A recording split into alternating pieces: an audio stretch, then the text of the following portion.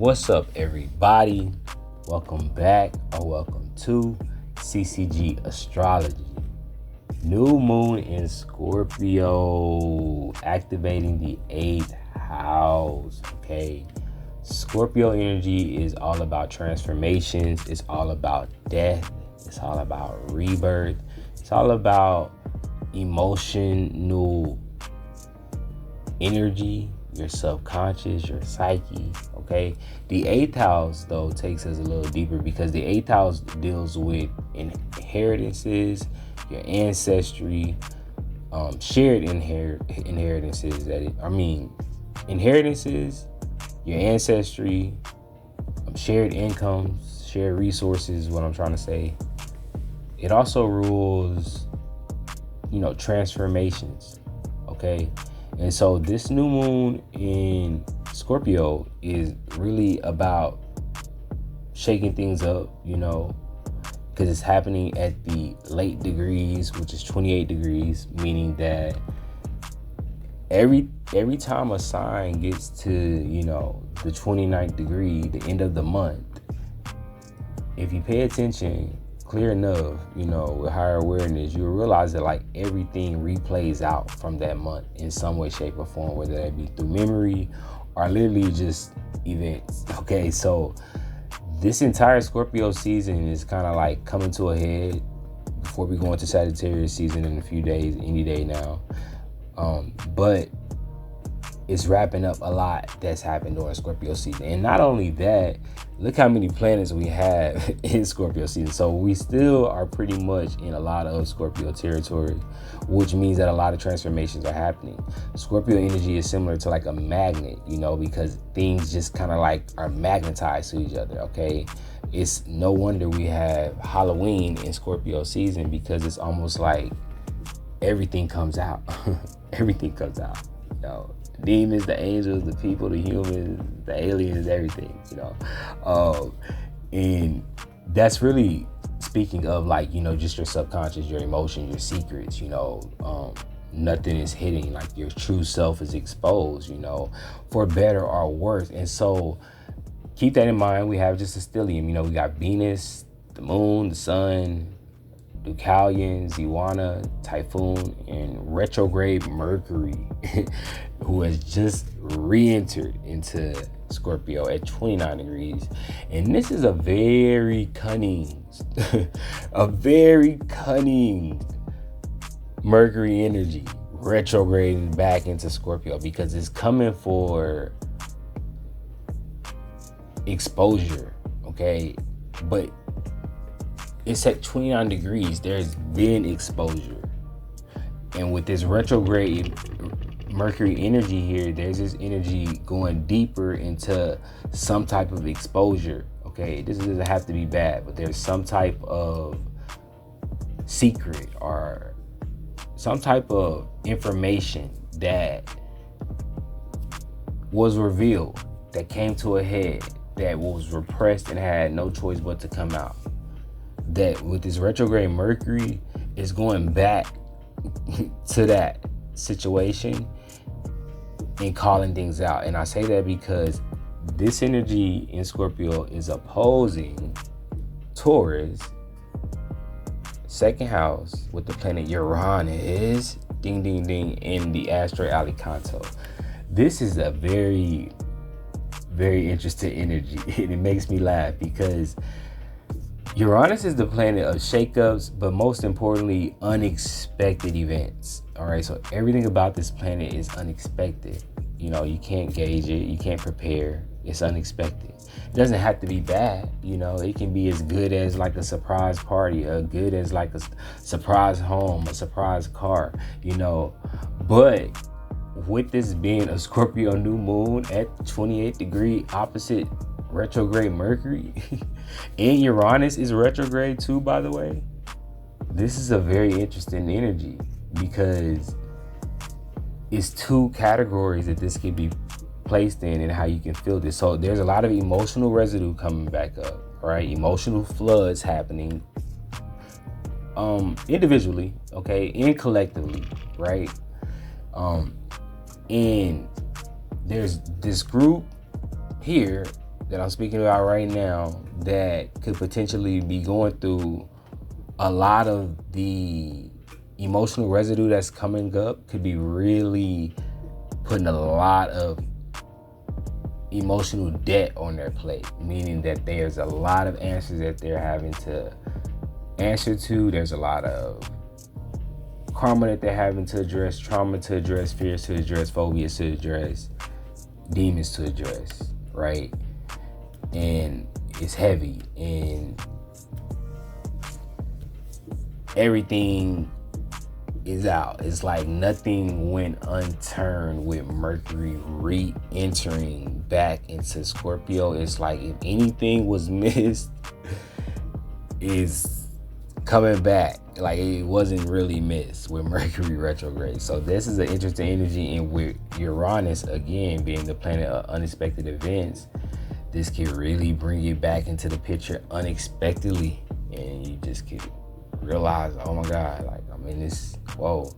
And then there's another group of people where you have done a lot of the emotional work. You've healed certain traumas, you've healed certain fears, you've healed certain phobias. And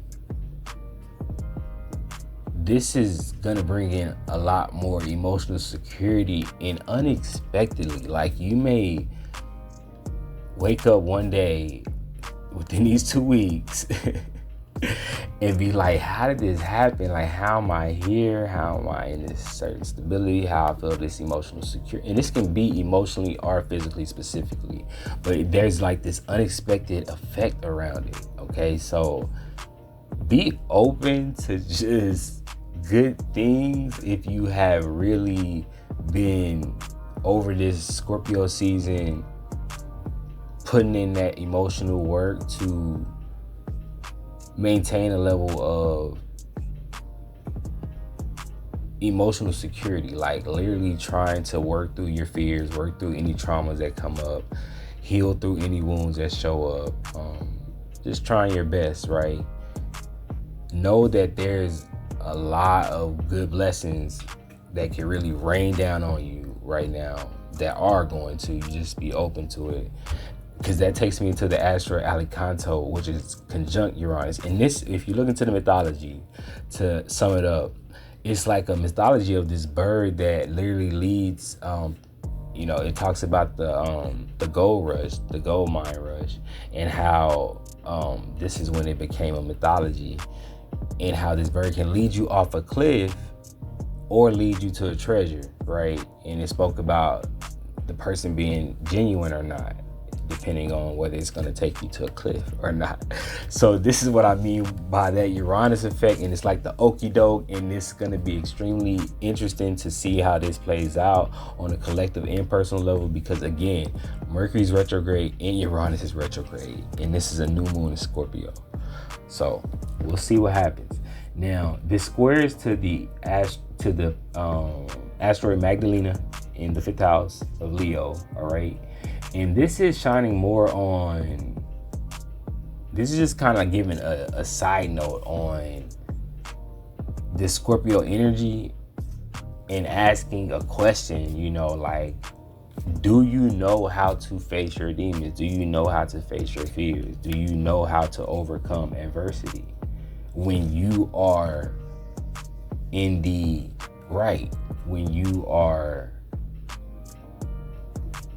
standing in your authentic, true power and being true to yourself? Do you know how to stand up for yourself? Because there is this energy where with Magdalena, the emotions and the traumas and the fears can turn into addictions and obsessions, and it can get really wicked, okay? So do you know how to not go down those patterns? Because anybody is subjected to becoming a bad person, an evil, quote unquote evil person, quote unquote a wicked person.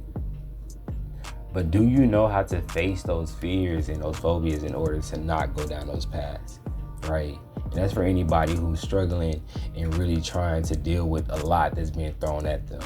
If you find that you are literally, because a lot of people have done that work. And so that's why a lot of things are going to be raining down on your parade. There's going to be a lot of blessings raining down on you, okay? That's what I'm trying to say.